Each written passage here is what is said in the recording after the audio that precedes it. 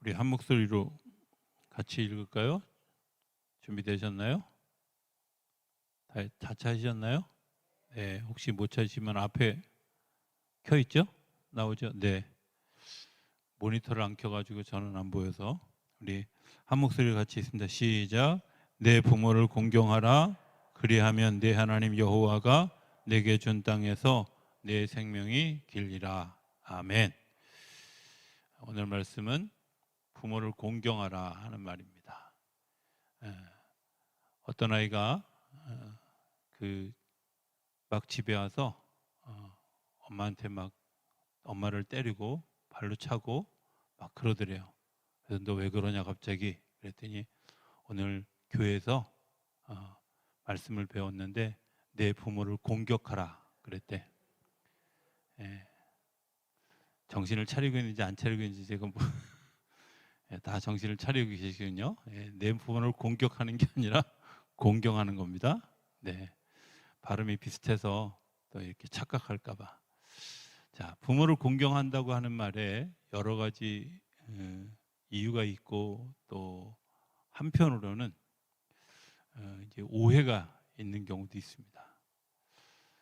믿지 않는 부모의 이야기를 들어야 되느냐, 이런 이야기도 있을 수 있고요. 그래서 어떤 분은 주 안에서 순종하라. 예, 그건 순종하라고요. 공경하라고 하는 말은 그분의 어떤 그런 그 삶의 경륜 또 그 안에서 이루어지는 부모의 사랑 이런 것들을 우리가 인정하고 그것에 대해서 받아들이라고 하는 겁니다.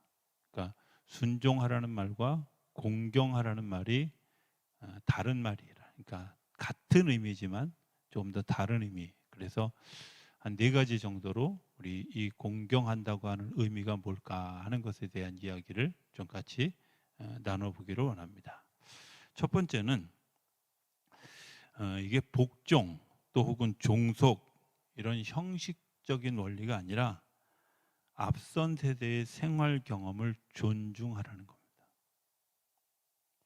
그러니까 복종하고 순종하고 내가 거기에 속해 있기 때문에 부모에게 대해서 막 무조건 따라가라 이게 아니라 그 앞에 살아갔던 세대에 살았던 삶의 지혜 또 경험 이런 것들을 존중하라는 거예요. 부모가 살았던 시대와 지금 내가 살아가는 시대는 다르죠. 또 우리가 살아가는 시대와 우리의 자녀들이 살아가는 시대가 달라요. 그런데 그 시대 누구나 다 예습 없이 누구나 다 미리 정보 없이 겪는 그런 그 한순간 한순간의 삶의 경험, 지혜 이런 것들을 그분들은 살아오신 거예요. 살아오신 거예요. 그죠? 그게 어떤 환경이든 상관없이 앞선 세대가 그 일들을 살아왔다는 거예요. 그래서 그 살아온 그분들의 삶을 그분들의 지혜를 이해하고 또 존중하고 또 따르는 지혜를 필요로 한다는 거예요. 잠언에 보면 잠언 19장 26절에 보면 이런 말씀이 있어요. 한번 올려주실래요? 아비를 구박하고 어미를 쫓아내는 자는 부끄러움을 끼치며 능욕을 부르는 자식이니라. 언뜻 보면 맞는 말이죠. 그죠? 예, 맞는 말이에요. 자, 아비를 구박하고 어미를 쫓아내는 자. 그런 사람이 있을까? 그런데 생각보다 되게 많죠. 그죠? 부끄러움을 끼치고 능욕을 부르는 자식이 된다는 거. 왜? 그들이 살았던 삶의 시대, 그분들이 살았던 삶의 시대에 그런 지혜를 배울 수가 없는 거예요. 아마 그런 거 느끼실 것 같이 생각이 되어져요. 제가 10대 때 이해했던 부모와 제가 40대 때 이해했던 부모와 50대 때 이해했던 부모가 다르잖아요. 그렇죠? 예. 나는 하나도 다르지 않은데요. 네, 그건 여러분들이 철이 들든 겁니다. 인생을 살아가는 지혜를 배우는데 굉장히 중요한 것은 그분들이 그 험한 시대를 어떻게 살아왔을까? 그때 그 고비들을 어떻게 넘어왔을까? 그리고 내가 그때 신앙생활했던 그런 일들이 어떻게 이어져 왔을까, 이런 것들을 우리가 알지 못하면 그것 때문에 정말 그분들의 놀랍고 고귀했던 그런 아름다운 복이 우리 안에 흘러가지 않는다는 거예요. 제가 어느 날 새벽에 그런 얘기를 드렸던 기억이 있어요. 사실은 지금 새벽 기도를 정말 목숨 걸고 하는 우리 세대는, 우리 연세 드신 그런 그 권사님 세대들은 그 새벽 기도를 젊어서부터 체질화했어요. 훈련되어진 거예요. 그분들이 그냥 어느 날 내가 50대가 되고 60대가 돼서 새벽 기도를 시작한 게 아니라 사실은 20대, 30대에 그 일을 시작했고요. 어떤 사람은 더 일찍 새벽 기도를 시작했어요. 그러니까 지금 그게 너무 자연스러워지고 졌고 생활이 되어진 거야. 그런데 안타까운 건 지금 40대도 없어. 새벽 기도를 하는 사람들이. 과연 저분들이 60대가 되고 70대가 되면 지금 그분들이 하는 것처럼 그렇게 새벽 기도 할 수 있을까? 저는 아니라고 생각해요. 그거는 내 삶의 훈련이 계속 되어져서 나온 결과이지, 어느 날 갑자기 내가 오늘부터 맘먹고 한다고 되어지는 일이 아니라는 거예요. 그거는 오랫동안 내가 신앙의 훈련을 가지고 살아왔던 그런 일들, 그리고 그 열매, 그걸 우리 어르신들이 그런 믿음의 그 깊은 믿음의 삶을 살았기 때문에 성경을 해석하고 그 성경을 내 삶으로 받아들이는 지혜가 있었어요. 그런데 그 지혜를 젊은 세대는 어떻게 생각하냐면, 부모를 공경하지 않는 세대는 마치 그게 마술적인 사고나 하나님의 은혜 이런 것이 합리적으로 이해가 되지 않는다고 부정해 버리는 일들이 너무 많이 생겼어요. 그래서 교회가 오히려 많이 쓰는 말이 뭐냐면 합리적이다, 뭐 이런 이야기. 근데 여러분들, 교회는요 절대 합리적이지 않습니다. 하나님은 절대 합리적으로 일하지 않습니다. 합리적이라는 말은 모든 사람이 동의하고 어떤 카테고리 안에 있는 건데, 하나님은 이 카테고리를 벗어나서 일할 때가 더 많아요. 여러분들, 병든 사람이, 죽을 병에 걸린 사람이 죽는 게 당연한 거잖아요. 그런데 하나님의 역사는 죽을 병에 걸린 사람이 다시 살아나서 15년을 더 살고 20년을 더 살고 30년을 더 사는 역사가 일어나요. 그렇잖아요. 하나님의 역사는 사람이 죽으면 다시 부활할 수 없는데, 하나님의 역사는 예수님이 죽으셨는데도 불구하고 부활하셨어요. 나사로가 죽었는데도 불구하고 무덤에 들어갔던 그 나사로가 걸어서 나왔어요. 여러분들, 이런 일이 합리적으로 해석돼요? 해결되어질 수 있는 문제예요? 그거는 기도하고 하나님을 바라보고 하나님을 기대하고 말씀이 우리 삶 가운데 이루어지기를 기대하는 지혜 있는 부모들의 세대에서 기도했던 사람들이 얻어진 열매야. 그거는 기도해 보지 않은 사람은 경험할 수 없는 그런. 제가 오래전에 리차드 포스터라고 하는 사람의 그 기도라고 하는 책을 중심으로 해서 기도에 대한 강해를 이제 오랫동안 수요 성경 강해했던 적이 있어요. 제가 한 12번쯤인가 강해를 하는데 정말 너무 어려운 거예요. 교인들의 표정이 이해 못하겠다는 표정이에요. 저도 처음에 그 책 샀을 때요, 챕터 4까지인가 이해하고 5부터 이해가 안 가기 시작했어요. 근데 책 곁에 꽂아놨다가 한 10년 목회하면서 기도 생활하면서 보니까 더 많은 것들이 이해가 가기 시작했는데, 그때 그 표정들 때문에 제가 막 당황하는데 주님이 제 마음속에 어떤 마음을 주셨냐면, 기도는 하는 사람이 맛을 아는 거라고. 기도는 이론으로 배우는 게 아니라 기도해 본 사람이 아는 거예요. 삶을 살아본 사람들이 삶의 지혜를 아는 거지, 바라보고 구경하고 그리고 내가 학습해서 배우는 게 아니라 내가 삶으로 경험되어지는 일들. 부모 세대는 그런 일들을 몸으로 겪어왔고 몸으로 기억하는 세대이기 때문에 그들이 가지고 있는 그 경험, 생활 경험, 삶의 지혜, 여러분들 이거 존중하는 게 부모를 공경하는 첫 번째 원칙이라는 거예요. 그분들이 장애를 가졌던, 지식을 가지지 못했고 몸에 힘이 없어가지고 막 정말 이제 막 자녀들이 도와주지 않으면 부모가 견딜 수 없는 그런 것 같죠? 아니에요. 여러분들, 그게 아니라 그럼에도 불구하고 그분들이 살아왔던 그 삶의 지혜와 삶의 경험들이 오늘 내가 부모를 공경하는 것 때문에 어디서도 배울 수 없는, 어디서도 경험할 수 없는 놀라운 경험을 하게 하기 때문에 부모를 공경하는 사람이 오늘 본문의 이야기처럼 여호와가 내게 준 땅에서 내 생명이 길리라, 복되게 되어질 것이다, 아름다운 열매를 맺게 되어질 것이다. 여러분들 이렇게 약속해 주시는 거예요. 아멘이십니까? 여러분들 부모가 어떻든 상관없습니다. 그분은 그냥 존경받아도 되는 분.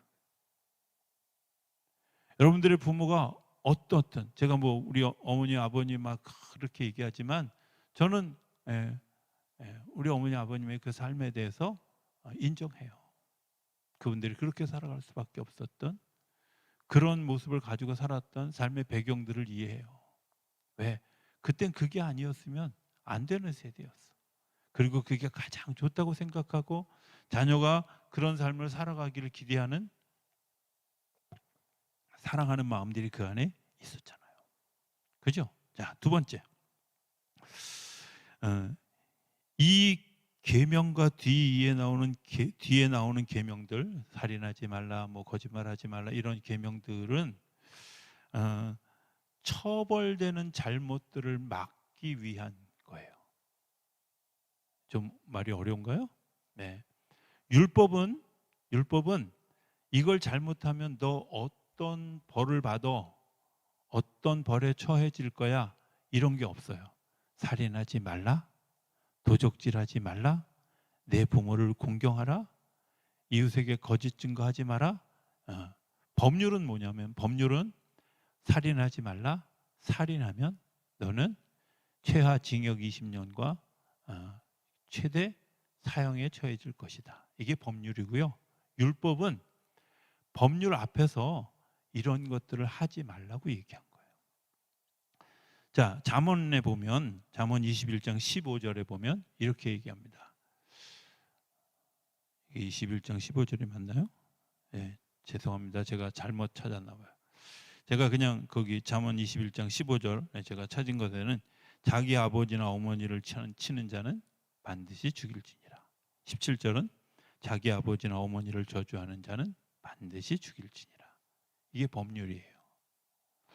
부모를 공경하지 않아 버릇하면 어떤 일들이 생기냐면 자기 아버지나 어머니를 함부로 하고 때로는 폭력을 휘두르고 이런 일들이 일어나게 되는데, 이런 일들이 일어나면 이스라엘 법률은 어떻게 했어요?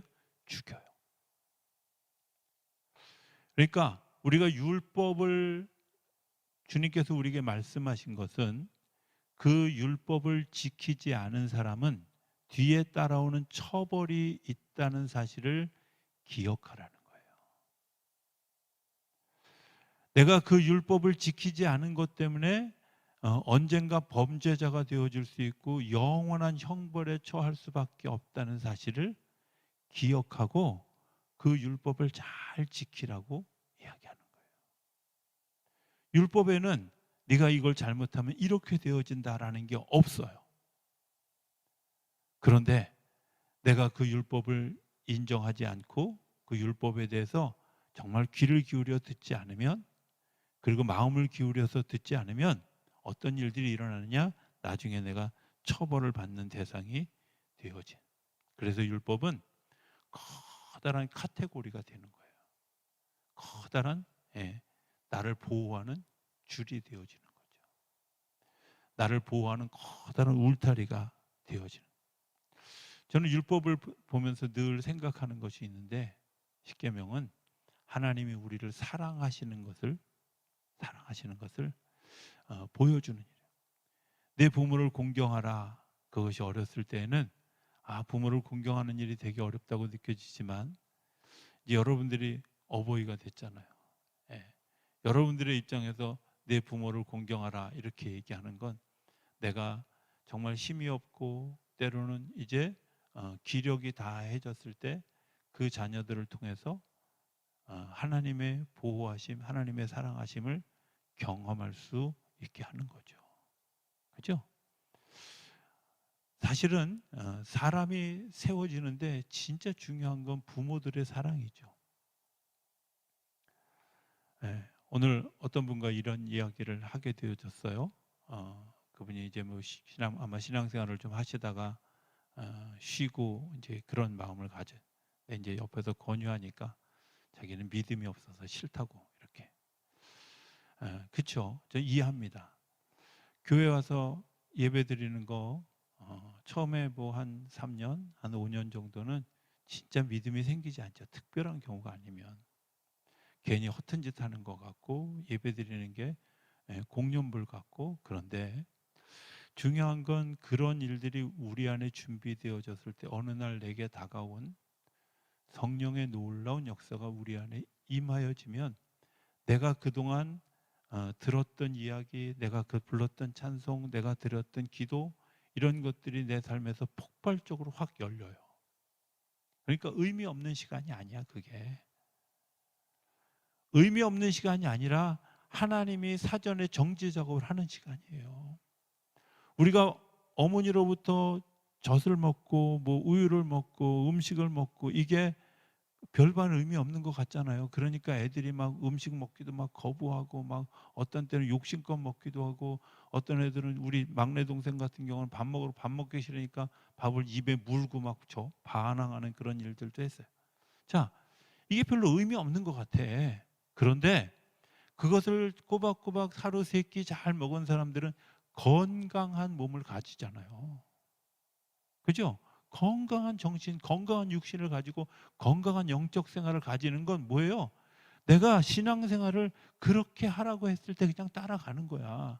그건 잘 몰라요. 그냥 아유 내가 이렇게 하는 거 뭐 저렇게까지 해야 돼? 그런데 중요한 건요, 그렇게 한 사람들이 누리는 놀라운 복이 있어요. 놀라운 복이 있어요. 예. 여러분들은 그런 복을 누려본 적이 없어서 아멘 안 하실지는 모르지만 여러분들 그런 복이 있어요. 주일 성수만 잘해도 하나님께 누리는 복이 있어요. 정말 간증하는 사람들, 11조 잘하는 사람들이 누리는 복이 있어요. 내가 이웃에게 잘 섬기는 사람이 누리는 복이 있어요. 그게 습관처럼 그냥 자연스럽게 되어졌는데 나중에 돌이켜보니까 그게 하나님이 주시는 복의 통로였네? 이런 거 알게 되는 거예요. 새벽기도 하는 사람들, 그분이 새벽잠이 없어서 하는 게 아니라요, 새벽잠이 많은데 자기 습관을 고쳐가면서 하는 거예요. 저는 진짜 젊은 시절에 새벽 2시 이전에 자본 적이 없어요. 그리고 특히 이제 제가 뭐 고등학교 졸업하고 이제 대학에 갔을 때는 늘 2시 넘어서 잤고 아침에 막 정말 8시, 9시 막 돼서 일어나가지고 허겁지겁 막 학교에 가고 그랬던, 그게 젊은 시절의 습관이었어요. 근데 이게 목회를 시작했는데 제일 어려운 게 뭐예요? 잠을 일찍 자야 되는데 잠이 안 와. 잠이 안 와. 그 잠이 안 오니까 버티다가, 그리고는 이제 뭐 어찌됐든 막 책임을 가지고 막 일어나서 새벽 기도를 한다고 일어났는데 비몽사몽이야. 그래서 도대체 찬송가를 부르는 건지 설교를 하고 있는 건지 기도를 하고 있는 건지 막 해롱해롱할 때가 되게 많아. 그리고 이제 다 이제 성도님들이 기도를 하는데 저 앞에 앉아서 이제 또 기도하잖아요. 기도를 하는데 있잖아요. 막 태반은 졸아. 태반은 졸면서 속으로 뭐라 그러냐면, 하나님 내가 이렇게 불충해도 하나님이 나를 축복하실까? 또 이런 의심도 해가면서 또 졸아요. 거기 앉아서. 졸다가 깨보면 어느새 날이 환하고 교인들이 집에 내가 오늘 기도를 많이 했다 이게 아니라 아주 막 끊임없이 밀려오는 죄책감과 이런 것들이 막 가슴을 칠 때가 있죠. 근데 그게 의미 없는 시간인 것 같은데 제 삶의 습관을 바꿔가더라고요. 조금씩. 그래서 누려야 될 복을 누리게 하는 거예요. 누려야 될 그런 삶의 습관으로 바꿔가게 하는 거예요. 내가 부모를 공경하라고 하는 것 그냥 계명인 것 같지만 법률적으로 내가 겪어야 될 형벌을 내가 막는 것뿐만 아니라 하나님께서 복 주실 터전이 준비되어지는 줄로 믿습니다. 하나님께서 우리에게 복 주실, 부모를 잘 공경하는 사람이 누리는 복이 있어요. 예. 그 사람들이 많이 부르는 그런 그 유행가 가사가 있어요. 그땐 난 몰랐었네, 이거야. 그죠? 그때는 날 몰랐는데 나중에 시간 돌이켜서 보니까 그때가 그때였어. 그때 그 말씀이 진짜 생명의 말씀이었던 거죠. 하나님의 말씀을 내가 지금 여기서 지금 이때 히어렛나오 여기서 그때 그 말씀을 듣는 것 때문에 하나님께서 오늘 내가 복의 씨앗이 뿌려져서 싹이 나고 줄기가 자라고 꽃이 피고 열매를 맺는 역사가 일어나게 되는 줄로 믿습니다. 그러니까 오늘 이런 삶의 습관이 얼마나 중요한 일인지 몰라요. 저는 정말 그렇게 새벽 예배 하시는 분들, 또 수요일 예배, 금요일 심야 예배 이런 걸 정말 아주 신실하게 잘하는 분들이 누리는 복이 저는 있다고 믿어요. 실제로 그렇게 해서 잘 충실히 하시는 분들이 불행해지는 걸 별로 본 적이 없어요. 신기하죠? 저에게 누가 성도님들 중에도 좋은 사람이 있고 조금 덜 좋은 사람이 있느냐고 물어보면 저는 분명히 대답할 수 있어요. 네, 그런 사람이 있어요. 미워하진 않지만 아주 좋은 사람과 약간 덜 좋은 사람이 있는데 그럼 어떤 사람이 좋아요? 이렇게 물어보면 간단해요. 매일 볼 수 있는 사람. 새벽에 매일 보는 사람. 수요일, 금요일. 그렇잖아요. 매일 보는 사람이. 예수님도 베드로와 야고보와 요한과 안드레는 특별히, 그죠? 요한 같은 경우는 아주 노골적으로 얘기하잖아. 주님이 제일 사랑하시는 제자였다고. 그 자신감이 어디서 나왔겠어요? 그들은 늘 주님이 가는 곳에 같이 갔어요. 같이 있었어요.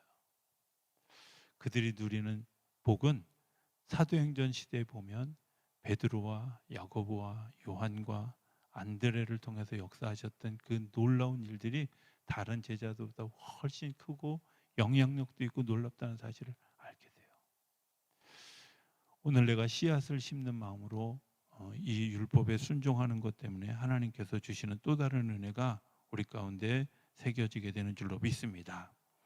세 번째는 신명기 27장 14절부터 26절까지 말씀인데요. 제가 좀 한번 읽어볼게요. 레위 사람은 큰 소리로 이스라엘 모든 사람에게 말하여 이르기를 장색의 손으로 조작하였거나 부어 만든 우상은 여호와께 가증하니 그것을 만들어 은밀히 세우는 자는 저주를 받을 것이라. 자, 여기 나오는 은밀히 세우는 자는 저주를 받을 것이라.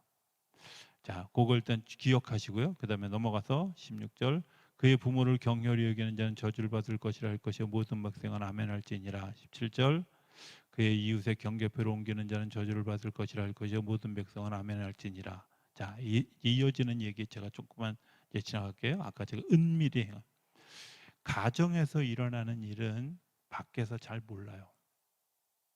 특별히 자녀들이 잘못하는 것들을 밖에 있는 사람들이 잘 몰라요. 그렇죠? 왜냐하면 부모는 자녀의 허물을 감싸줘요. 숨겨줘요. 그게 누구한테 배웠냐? 하나님한테 배운 거잖아. 하나님이 우리가 잘못한 것을 막 그냥 이렇게 사람들에게 다 이야기하고 다니십니까? 아니죠. 혹시 내가 깨닫지 못하면 저한테 직접 얘기하시지 다른 사람에게 그런 허물들을 알려주지 않으셔요. 정말 성숙해서 그것을 받아들일 사람, 받아들일 수 있고 그걸 사랑으로 감싸 안을 수 있는 사람이 아니라면 하나님 절대 그 사람의 허물을 다른 사람에게 이야기하지 않으셔요. 제가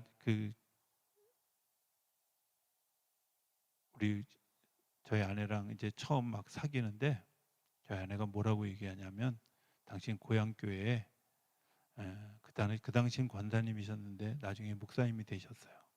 그 목사님이 되신 분이 있는데 그분은 사람을 보면 다 그 속에 있는 걸 다 안 되는 거야. 뭐 투시의 은사가 있다 그랬다나 어쩌나 잠깐 그런 표현을 썼어요. 근데 그 권사님한테 한번 또 가자는 거야. 근데 제가 그때 결심했어요. 무슨 수를 써서라도 가면 안 된다. 큰일 난다. 이 교제 깨진다. 이런 마음이 들었어요. 그래서 이제 그런 것들에 대한 두려움이 사실은 있었어요. 그런데 이제 그런 은사들을, 그러니까 그걸 이제 지식의 말씀의 은사라고 얘기하거든요. 그럼 지식의 말씀의 은사가 있는 그런 과정들을 하고 공부하고 또 이제 행해지면서 제가 경험한 그만큼의 한계에서는 하나님은 그 사람의 허물을 제가 감당하고 기도하기에는 도와줄지언정 그 사람에게 그것을 이야기한 것 때문에 하나님이 그 사람의 사랑을 의심하도록 이야기하지 않으신다는 거예요. 딱 두 번 하나님이 어떤 분의 허물을 저에게 얘기해 주시면서 해주셨던 이야기가 있어요. 너 이것을 행할 때 사랑함으로 행하라. 첫 번째였고, 두 번째는 그 사람의 그런 허물을 네가 일생 동안 안고 기도해라 였어요. 일생 동안 안고 그 사람이 넘어지지 않도록, 쓰러지지 않도록, 그리고 그것 때문에 무너지지 않도록 기도해 줘라. 제가 본인에게 이야기한 적도 없고요. 그냥 그분에 대해서 뭐 지금은 뭐 한 못 본 지 한 20년 넘어 30년 다 돼 가는데 그럼에도 불구하고 제 기도 속에 그분이 어디서 사는지도 모르지만 위에서 기도하는 한 분이 있는데 그건 사명이잖아요. 근데 그거 외에는 가르쳐 주지 않으셔요. 부모도 마찬가지잖아요. 부모가 자녀들의 그런 허물을 이야기하지 않죠. 그런데 그 허물을 이야기하지 않은 것 때문에 제가 이 말을 이렇게 정리했어요. 양심을 일깨워서 남에게 들키지 않고 몰래 계명을 어길 수 있을 때에도 계명을 어기지 않게 하는 거예요. 하나님이 나를 감싸주신 부모는 나를 감싸준 그것 때문에 내가 죄에 대한 저항력이 생겨서 어떻게 해요? 몰래 숨어서 할 수 있는 것도 이길 힘을 주신 분이에요. 누가요? 부모가. 그래서 부모를 공경하라는 거예요. 이해되세요? 어려운가요? 제가 하는 말? 제가 최대한 쉽게 한다고 하는데 제 언어 수준 실력이 이 정도밖에 안 되는 걸 용서해 주시기 바랍니다. 다시 한번 좀 정리하면요. 내가 집안에서 불쑥불쑥 행해졌던 그런 일들, 그런데 그것이 밖에 나가서 하면 안 되도록 부모가 다 감싸 안아 주었는데 이게 집안에서 훈련이 되어져서 내가 밖에 나가서도 그런 행동들을 하지 않도록 저항력을 길러주는 일들을 누가 했냐? 부모가 했다는 거야. 부모가. 그래서 내가 그런 일들을 하지 않게. 뭐 여러분들은 경험이 없는지 모르지만 저는 그런 경험이 있어요. 아버지 주머니에서 당신이 기억하는지 모르는지 모르는 1,000원짜리 혹은 5,000원짜리 10,000원짜리를 훔친 적이 있어요. 또 내려오실라 또 그때 그 훔쳐갔다고. 근데 본인이 알고 계셨다고 생각해요. 그래서 당신이 이렇게 가끔씩은 그냥 이렇게 저하고 단둘이 있을 때 당신의 지갑에서 이렇게 보통에 이제 한 번 접잖아요. 근데 이분은 두 번 접어요. 그걸 이제 이렇게 3단요 개듯이 접거든요. 그게 딱 지갑에 지상금으로 들어가기 딱 좋은 크기더라고요. 근데 그거 접은 거를 어느 날 단둘이 있을 때 가끔 주셔요. 그때는 그게 무슨 의미인지 잘 몰랐어요. 그냥. 그런데 놀라운 건 제가 꼭 필요할 때 주셔요. 뭐 제가 뭐 많이 훔치진 않았어요. 아버님 주머니에서 한 3번 훔쳤는데, 그날 이후로는 제가 훔치지 않죠. 왜? 아, 뭐 언제가 필요할 때 아버지를 통해서 준다, 이런 마음도 있었고, 뿐만 아니라 그렇게 사랑해 주는데 내가 배신할 이유도 없고, 뭐 이런 것 때문에 하지 않게 되어진 거예요. 마찬가지거든요. 우리가 부모를 공경하게 되어지면 내가 정말 집안에서는 자유롭게 행하던, 자유롭게 막 내 마음대로 좀 법을 어기고 막 이런 것들이 있었을지라도 그 부모를 공경하는 마음 때문에 내가 그것들을 이길 수 있는 힘을 가지게 돼요. 이해되시죠? 예. 부모를 공경하는 일은 아마 그런 것들. 자, 하나만 더 얘기합시다. 네 번째는, 예수님은 우리에게 뭐라고 얘기하냐면, 생각만 품어도 행동하는 것과 같다라고 해요. 내가 어떤 생각을 가지고 있느냐가 굉장히 중요한, 어, 제가 이제 들은 이야기예요. 오늘의 교회가 액츠 29 운동을 했어요. 그게 뭐냐면 사도행전 29장을 써가는 그런 그 훈련을 이제 아주 지표로 내세우면서, 그때 했던 여러 가지 행사 중에 연예인 합창단이 있었어요. 근데 우리가 이제 잘 아는 그 노사연이라고 하는 가수 집사님이 솔리스트를 해야 되는 부분이 이제 생긴 거예요. 그런데 계속 음정을 틀려요. 이해 안 가죠? 가수가 음정을 틀리는 게 이해가 안 가는데, 그 음정이 안 맞는 그런 그 일로 몇 번 틀리니까 그 신랑인 그 누구죠? 이무송 집사님이 뭐라고 얘기하셨냐면, 제 아내가 40년 노래를 하다 보니까 스피커에 많이 노출되어서 청력을 많이 잃어버렸습니다. 그래서 한쪽은 아예 안 들리고 한쪽은 보청기를 낀대요. 그렇게 얘기하면서, 그럼에도 불구하고 그렇게 음악 활동을 하는 거 보면 참 대단하지요? 저는 참 자랑스럽습니다. 하나님 이렇게 약한 자도 쓰십니다.